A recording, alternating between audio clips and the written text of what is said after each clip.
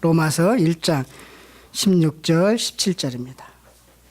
한 목소리로 함께 읽도록 하겠습니다. 시작.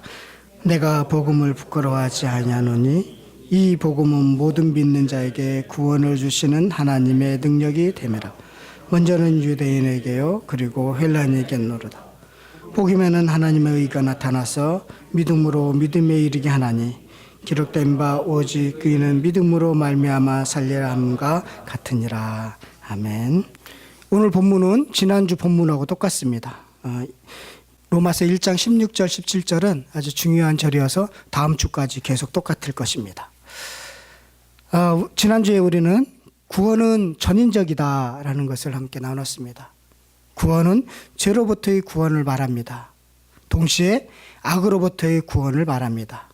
죄는 하나님과의 단절이고 악은 죄로 인해서 파생된 문제들입니다. 그래서 하나님으로부터 단절된 이 세상에서 나타나는 가난, 질병, 무지 이 모든 것들이 악입니다.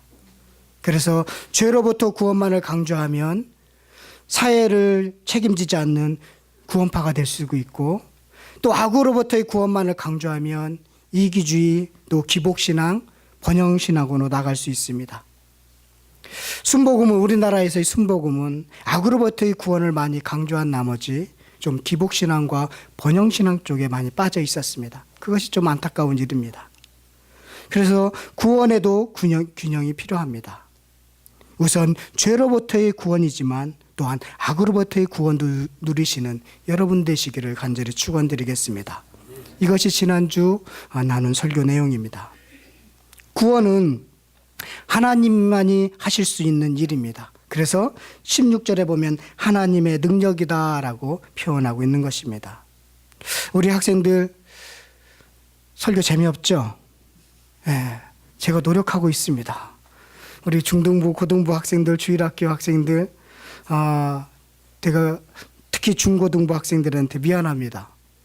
우리 10시 예배를 드리고 또 11시 예배를 드린다. 지난주 우리 회의하면서 그렇게 중등부 학생들, 고등부 학생들의 본의 아닌 그 불만을 들었습니다.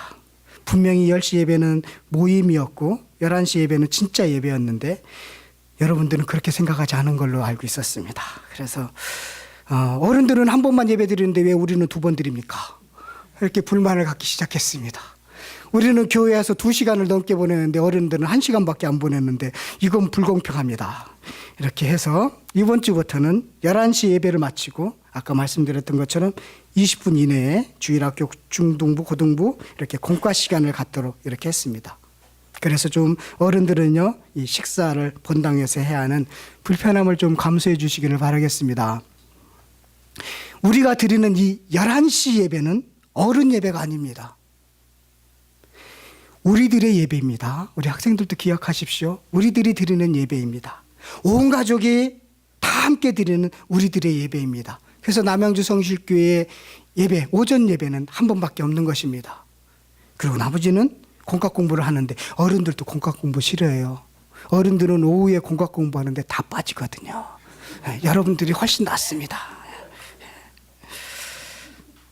여러분, 어른들 왜 이렇게 남양주 성실교회가 한 가족이 함께, 온 가족이 함께 어린부터 장년까지 이렇게 예배를 드리는지 아십니까? 어른들이 우리가 정신 차려야 돼서 그렇습니다. 이번 지방선거에서 당선 가능한 분이 떨어졌습니다. 원인이 자녀들이었습니다. 그렇죠? 우리가 온 가족으로 예배 드리는 것은 지금 여러분들의 예배의 모습을 본 자녀들이 아버지 예배 시간에는 거룩한 척 하는데 왜 집에서는 그렇게 하십니까? 라고 페이스북에 올릴까 봐. 그래서 여러분들이 드리는 이 예배의 모습이 집에서도 동일하기를 바라기 때문에 그렇습니다. 그것이 진정으로 예배를 드리는 모습입니다. 여러분들이 지금 예배 드리는 거룩한 모습, 깨끗하고 그렇고 거룩하게 앉아있는 그 모습이 직장에서도 동일하게 나타나기를 바라겠습니다. 이것이 예배입니다. 우리 학생들도 마찬가지입니다. 여러분들이 지금 드리고 있는 예배의 모습이 학교에서도 동일하게 진행되어야 되는 것입니다. 이게 진정한 예배입니다. 그러기 위해서 우리가 온 가족이 함께 예배 드리는 것입니다. 제가 목회를 그만둘 수 있는 하나의 방법이 있습니다. 우리 아들이 우리 아들이 페이스북에 우리 아버지는 안 됩니다라고 올리면 저는 그 다음 날부터 목회를 할 수 없는 그런 상황에 이르게 될 수 있습니다. 그래서 우리 아들한테 잘 보이려고 노력합니다. 여러분들도 마찬가지입니다. 자식이 존경할 수 있는 부모, 예배드리는 그 모습이 집에서도 동일합니다라고 할 수 있는 그런 예배를 드리기 위해서 우리가 성실교회는 11시 예배를 드리고 있는 것입니다. 꼭 기억하시기를 바라겠습니다. 그리고 남양주 성실교회는요, 삶을 예배를 이렇게 드리고 그 삶을 예배를 드리는 데 있어서 말씀의 지시를 받아서 순종하는 것이 최우선입니다. 그렇게 해서 우리 자녀들이요, 좀 다니엘처럼 에스더처럼 그렇게 하나님의 나라를 위해서 국가를 위해서 쓰임받았으면 좋겠습니다. 하나님과 바른 관계를 맺고 이웃을 사랑하는 그런 멋진 자녀로 그렇게 성장했으면 좋겠습니다. 그것이 시작이 바로 남양주 성실교회가 됐으면 좋겠습니다. 그래서 자녀들을 위해서 좀 장학금도 주고 좀 키우는데 좀 함께 노력해서 함께 협력해서 그 아이들이 정말로 그렇게 클 수 있도록 힘쓰는 것이 우리들의 일이 아닌가 생각이 듭니다. 제가 똑같은 교회를 지금 우리가 하고 있는 똑같은 시스템의 교회를 할 거였으면 개척하지도 않았을 것입니다. 그것이 아니라 하나님의 말씀으로 어떻게 가정에서 직장에서 우리의 일터에서 학교에서 어떻게 조화를 이루느냐라는 것이 진정한 예배이고 진정한 성도의 삶이라고 생각이 들어서 그렇게 교회를 개척하게 되고 결심하게 되었습니다. 그래서 온 가족이 드리는 예배 우리 어른들하고 드리기 쉽습니다. 설교가 너무 어려워서 재미없습니다 라고 하지 마시기를 바라겠습니다. 그거 무너지면 제가 다음에 무엇을 차지해야 될지 걱정이 많습니다. 우리 함께 예배 드리면서 여러분들과 저희들이 함께 나갔으면 참 좋겠다라는 것입니다. 저는요, 하나님이 어떤 분인지 또 인생이 무엇인지 또 성경을 통해서 이렇게 가르치는 선생입니다. 저는 그 선생의 역할을 감당할 뿐입니다. 그런데 그러기 위해서는 이렇게 소통이 잘 돼야 된다라는 생각을 가졌습니다. 이 부분에 오해가 없으면 좋겠습니다. 제가 지난주 회의를 통해서 알게 되었고 이렇게 결정한 것은 소통이 참 중요하구나. 그런 마음에 품고 있으면 참 대단하다. 어른들은 조금만 불만 있으면 이야기할 텐데 우리 학생들은 1년 이상 참아줬네. 그래서 우리 학생들이 어른보다 훨씬 낫다라는 생각이 들었습니다. 자, 사람과의 소통도 중요하지만 하나님과의 소통도 아주 중요합니다. 여러분, 예수님이 죽은 거 본 사람이 있나요? 천국이 있는지 하나님이 어떻게 생겼는지 본 사람이 있나요? 완전히 구원받은 것을 문서로 받은 사람이 있나요? 구원이 나에게 뭐 그리 필요한가요? 이런 생각 들지 않습니까? 사실 주일학교 학생뿐만 아니라 어른들에게도 구원이 그리 당장 필요하고 시급한 문제라고 생각하지 않습니다. 구원에 대한 가치를 오해하고 있습니다. 그래서 구원의 현장에서 강조되는 것이요, 사실은 믿음입니다. 믿음은 보지 못했고 보지 못함을 전제합니다. 내 부모가 나를 낳은 것을 여러분 본 사람 있어요, 학생들? 부모가 내 자식이야 라고 하니까 그렇구나 하는 것이지 본 사람 없습니다. 지금 여러분들의 부모들이요, 우리 학교에서 학생들이 어떻게 하는지 아십니까? 모르죠. 그러나 눈에 보이지 않지만 믿는 것입니다. 부모님이 우리 부모님인지 아닌지 모르겠지만 믿는 것이죠. 그래서 이렇게 구원의 현장에는 믿음이라는 것이 꼭 필요한 것입니다. 그러다 보니까요, 가끔 이렇게 의심이 생깁니다. 진짜인가? 부모님이 나를 낳은 거 맞나? 학교에서 공부하고 있는가? 그래서 믿음과 의심은 늘 같이 갑니다. 이것은 죽을 때까지 같이 갑니다. 구원에 나타나는 것이 있는데 그것이 바로 하나님의 의요 믿음이다라는 것입니다. 그래서 우리가 알아야 되는 것은 구원과 함께 따라다니는 이런 개념들을 좀 잘 정리했으면 좋겠습니다. 지난주에는 구원의 개념을 정리했습니다. 그리고 이번 주에는 17절에 나와 있는 복음에는 하나님의 의가 나타나서 믿음으로 믿음에 이르게 하나니 라고 해서 하나님의 의가 나타났다라는 것입니다. 그래서 복음을 구원으로 바꾸면 구원에는 하나님의 의가 나타났습니다. 구원받은 사람에게는 하나님의 의라는 것이 나타나게 되어 있습니다 라는 뜻입니다. 그렇다면 하나님의 의가 뭘까? 하나님의 의, 의인, 의롭게 하다. 이 의라는 단어는 이처럼 이해하기 어려운 단어는 없습니다. 참 어렵습니다. 의라는 단어. 가뜩이 나요. 특히 우리 사회가 그 무형의 가치보다는 어떤 유형, 눈에 보이는 이런 가치를 되게 중요시합니다. 이렇게 중요시하는 이 사회 속에서 그래서 우리는요 다 뭐든지 돈으로 환산하죠. 그리고 좋은 직장을 다닌다 그러면 연봉이 얼마냐. 그리고 뭐 하고 싶은 일, 가치 있는 일 그런 거에 대해서 자기는 너무 좋아하는데 그 사람의 연봉이 낮으면 우리는 아이고 실패한 사람이네. 별로 뭐 성공하지 못한 사람이네. 그렇게 취급합니다. 모든 것으로 연봉으로 그렇게 사람을 취급하는 그 보이는 것에 가치를 두고 있는 사회입니다. 그래서 연봉 낮은 사람 아무리 좋은 일을 하고 있고 행복한 일을 해도 연봉이 낮은 사람은 별로 아니다. 실패한 사람이다. 그렇게 이야기합니다. 그런데 지금 하나님의 의라는 것은 무형의 가치입니다. 보이지 않는 가치입니다. 그래서 이 아주 중요한 가치임에도 불구하고 그것에 대해서 이야기하면 아유 중요하지 않네 이렇게 생각합니다. 별로 관심이 없습니다. 그렇게 생각하게 되어 있다는 것입니다. 그렇지만 보이지 않는 것이 더 중요한 게 많습니다. 자, 오늘 보이지 않는 그 하나님의 의가 무엇인지에 대해서 함께 좀 살펴봤으면 좋겠습니다. 지금까지는 이렇게 서두를 왔다 갔다 했는데요. 자, 지금부터 집중해 주시면 감사하겠습니다. 여러분들이 집중할수록 짧습니다. 하나님의 의입니다. 요즘 저희 TV로 보면 김보성이라는 연예인이요. 의리라는 이미지로 떴습니다. 그렇죠? 맞죠? 김보성 맞죠? 광고를 처음 찍었대요. 의리라는 것 때문에. 그래서 그 김보성이 강조하는 의리는 제가 볼 때는 도덕적인 의입니다. 도덕적인 의, 변함이 없는 의리, 약속을 지키는 의리, 이런 도덕적인 의를 이야기합니다. 그래서 잘 보시면 의에도요 세 종류가 있습니다. 예, 세 개의 종류가 있는데 첫째는 법적인 의입니다. 법적인 의는 교통법규를 잘 지키는 것, 법을 잘 지키는 것, 법적으로 전혀 흠이 없는 상태를 도덕적인 의라고 이야기합니다. 많은 사람들이 여기에 좀 속해 있습니다. 우리 아내는 지금 면허증 딴 지 한 10년 넘었죠. 예. 면허증을 땄는 지 10년 넘었는데 교통법규를 한 번도 어기지 않았습니다. 딱지를 한 번도 띄인 적이 없습니다. 운전하지 않거든요. 예. 그래서 법적으로는 아주 깨끗합니다. 저는 딱지가 몇 개 있습니다.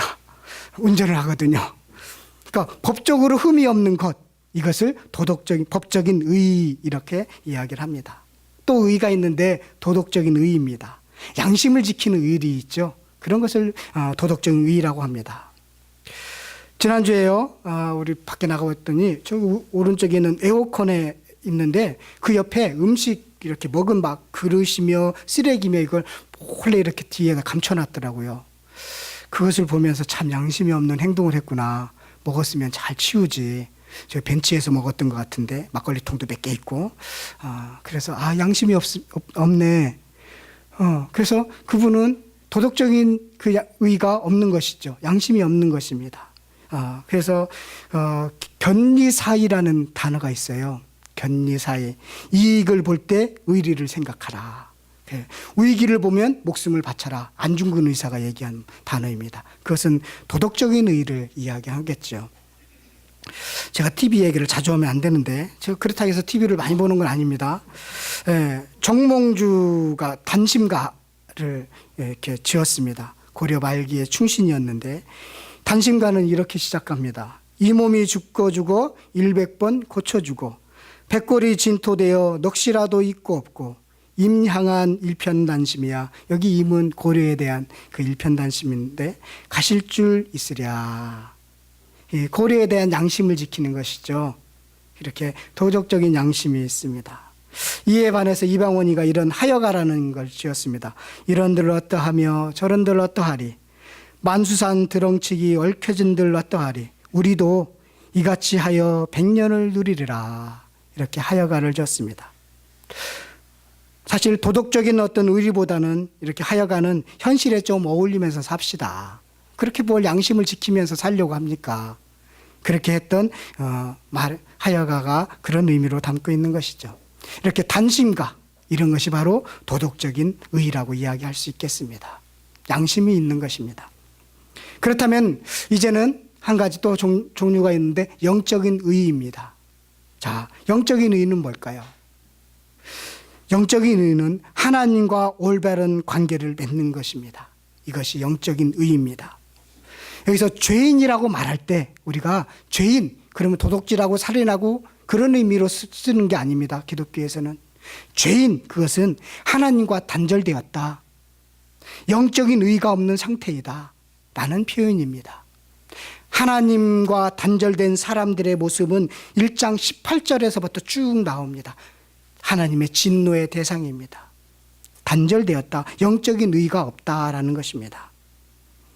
그래서 영적인 의를 지킨 사람이 하나 있습니다.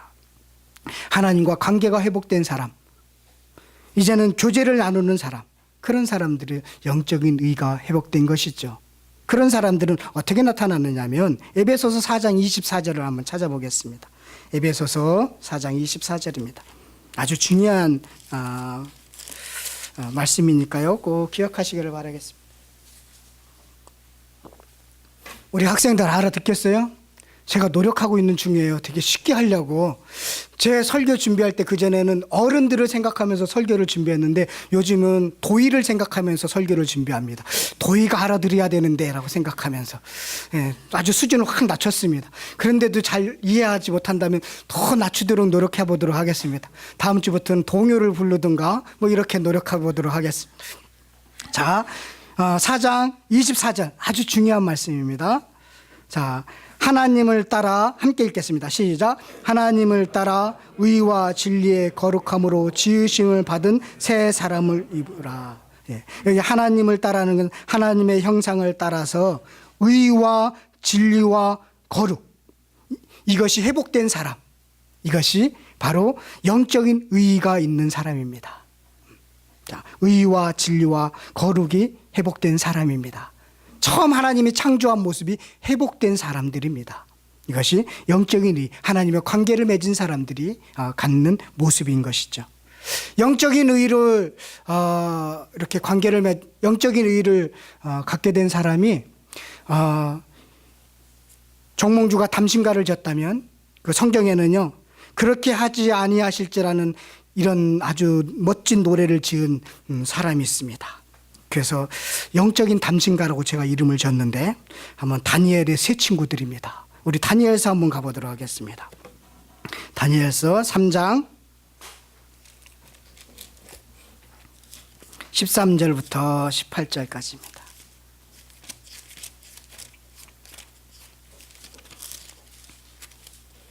다니엘서 3장 13절부터 18절까지 보면 이렇게 되어 있습니다. 느부갓네살 왕이 노하고 분하여 사드락과 메삭과 아벳느고를 끌어오라 말하매 드디어 그 사람들을 왕의 앞으로 끌어온지라.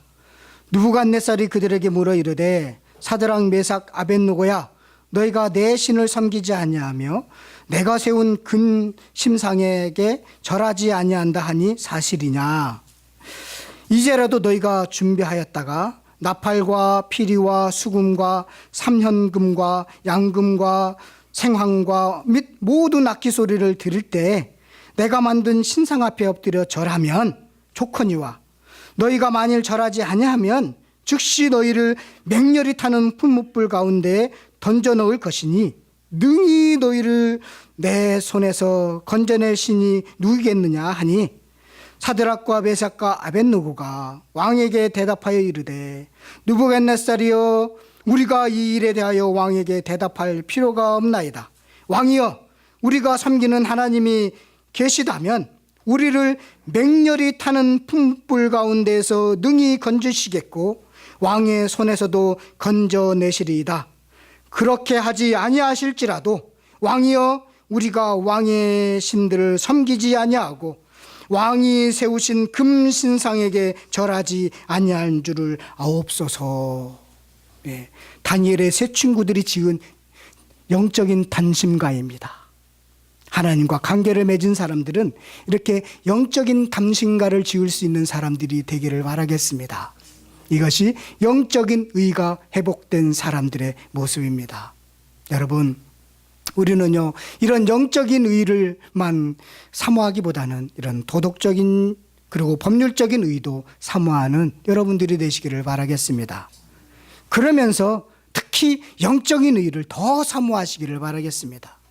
마태복음 5장에 보면 팔복에 대해서 기록하고 있습니다. 그 6절에 보면 의에 주리고 목마른 자는 복이 있고 라는 그 의입니다. 영적인 의입니다. 또 10절에 보면 의를 위하여 박해를 받는 자는 복이 있다고 했습니다. 그 영적인 의, 이 영적인 의를 사모하시기를 바라겠습니다. 그 사람들이 천국에 들어간다고 말씀했습니다. 천국을 사모하는 저와 여러분들 되시기를 간절히 바라겠습니다. 이것이 영적인 의입니다. 자, 우리 현석이가 끄떡거렸습니다. 알아듣겠다고 그럽니다. 예. 그렇다면 이 영적인 의를 얻는 방법이 있어야 될 거 아니에요. 어떻게 영적인 의를 얻을까요? 영적인 의를 얻는 방법은 아주 독특합니다. 법률적인 의나 도덕적인 의는 우리들이 법을 잘 지키고 양심을 지키면 됩니다. 그러면 의를 얻게 되어 있습니다. 그런데 이 영적인 의를 얻는 데는 우리가 할 수 있는 일이 없습니다. 마치요, 우리 주일학교 학생들이 잠자는 숲속의 공주가 스스로 깨어나지 못하죠. 잠자는 공주는 누가 키스를 해야 깨어나죠? 멋있는, 저같이 멋있는 왕자가 뽀뽀를 해야 깨어나게 되어 있죠. 스스로 깨어날 수가 없죠. 예. 죄인은 죽은 자입니다. 죄와 허물로 죽었습니다. 하나님의 자녀가 될 수 없습니다. 하나님을 모릅니다. 그리고 색으로 표현하자면 검정색입니다. 검정색은요, 염색되어야 합니다. 뭘로? 예수님의 피로. 예수님의 피로 마음과 옷이 하얗게 염색되어야 되는 것입니다. 스스로는 염색할 수 없는 것입니다. 죽은 자는 스스로 염색할 수 없습니다. 인간은 부패해서 스스로 영적인 의를 가질 수 없습니다. 거룩하신 하나님과 만날 수 있는 방법이 없습니다. 이 사실이 영적인 의를 얻는 데 있어서 아주 중요한 포인트입니다. 사람은 너무나 추하고 더러워서 하나님과 함께 어울릴 수가 없습니다. 그런데 하나님이 일방적으로 이렇게 선포하셨습니다. 너는 이제 죄인이 아니야. 너는 죽음의 모든 빚을 예수가 다 갚았어. 너는 죄로부터 이제 자유인이 되었어. 너는 이제 의인이 되었어. 내가 그렇게 너를 간주하는 거야. 내가 너를 그렇게 생각하는 거야. 그래서 너는 지금 의인이야. 이렇게 이런 방법을 통해서 영적인 의를 얻게 되었다는 것입니다. 그래서 그리고 이후에 하나님께서 우리를 야 의인아 라고 우리를 부르시고 계시는 것입니다. 죄를 용서했다. 이제 검정색에서 흰색으로 염색했다. 이제 너 나하고 조금 어울릴 수 있게 되었어. 이렇게 말씀하시는 것입니다. 여러분, 우리 예원아 아주 더러운 막 한 달, 두 달, 세 달, 네 달 아무도 씻지 않은 그런 더러운 사람하고 예원이가 같이 얘기할 수 있겠어 없겠어? 네, 노력하는데 안 됩니다. 자, 너무 더럽고 추한 그런 만약에 거지를 비하하는 건 아니지만 그 사람과 어울리기가 쉽지 않겠죠. 일단 목욕을 좀 시켜서 나처럼 좀 깨끗한 옷을 입고 그렇게 할 수 있는 대화의 대상으로 만들어야 되겠지요. 마찬가지입니다. 하나님은 거룩하신데 우리가 죄로 너무나 더럽습니다. 깨끗하게 옷을 입지 않으면 너무나 추하고 더러워서 함께 하나님이 어울릴 수 없는 것입니다. 수준 차이가 너무 나는 것입니다. 그래서 우리를 깨끗하게 염색하고 깨끗한 옷으로 입혀준 다음에 너는 의인이야. 내가 너와 이제는 대화할 수 있어. 라고 했기 때문에 우리가 의인이 되는 것입니다. 이것을 신학적인 용어로 칭의라고 하는 것입니다. 하나님이 법정에서 땅땅땅 때려서 너는 이제 의인이 되었어 라고 하는 신분의 변화를 이야기하는 것입니다. 그런데 여러분을 보면, 여러분들의 모습을 이렇게 지켜보면 의로운 데가 하나도 없죠. 아직도 더럽죠. 더러운 것이 많이 나는 것 같죠. 우리 신분은 의로운 사람인데 우리의 상태는 아직 더럽죠. 여러분, 우리 신분이요, 우리의 상태가 신분에 걸맞도록 평생 노력하는 것입니다. 한번 생각해 보십시오. 지금 제가 요즘 농사를 짓는데요. 농부의 아들로서 농사를 짓고 있습니다. 근데 씨를 심었습니다. 땅콩을 심고, 가장 손이 안 가는 땅콩과 고구마를 심었는데 풀이 그렇게 잘 자라는 줄 몰랐습니다. 자, 땅콩을 심었는데 안 날 줄 알았습니다. 근데 나더라고요. 저같이 심었는데도 나더라고요. 땅콩을 심자마자 열매를 맺힙니까? 아니죠. 자라나는 기간이 있죠. 발화가 되고 또 줄기가 나오고 열매가 열리는 기간이 있죠. 땅콩을 심음으로써 신부는 이제는 너는 땅콩나무야 라는 신분이 변했지만, 그가 열매를 열기까지는 끊임없이 노력해서 열매를 맺을 때는 상태가 변화가 돼야 되겠죠. 지금 우리의 상태는 조금 아직 더럽습니다. 그러나 신분에 걸맞도록 노력하는 것입니다. 주님께서는 우리를 의인으로 불렀습니다. 그 의인아라고 부른 그 모습으로 살려고 노력하는 것이 우리의 책임이기도 하는 것입니다. 이민국에서 국적을 취득했습니다. 한국 문화를 배우고 가치관을 배우고 유창하게 말하기까지는요, 평생 걸립니다. 그렇죠? 저는요, 여러분들은 여권이 몇 개입니까? 하나요? 이게 센스 있는 사람은 2개요라고 해야 되는데 하나요라고 했어요. 저는 하나님 나라 여권이 있고요, 한국 나라 여권이 있습니다. 그래서 하나님 나라 여권을 갖고 있는데 이 여권을 빨리 써야 되는데 조금 기간이 있다고 합니다. 앞으로 한 70년 정도는 기간이 있는 것 같습니다. 이 여권을 가지고 들어가야 되는데, 이 여권을 갖고 들어가야 되는데, 그래서 저는 2개의 여권을 갖고 있습니다. 이 여건에 걸맞게 살아가는 것이 우리의 삶의 책임인 것입니다. 그것을 하나님께서 주셨습니다. 그래서 이 영적인 의를 얻게 되는 이 원리는요, 자꾸만 제가 이 외국인 노동자 여건을 이야기하는 이유는 조금 그게 더 이해가 쉬운 것 같아서 그렇습니다. 자, 외국인 노동자가 우리나라 왔습니다. 그래서 어렵게 해갖고 한국 국적을 취득했습니다.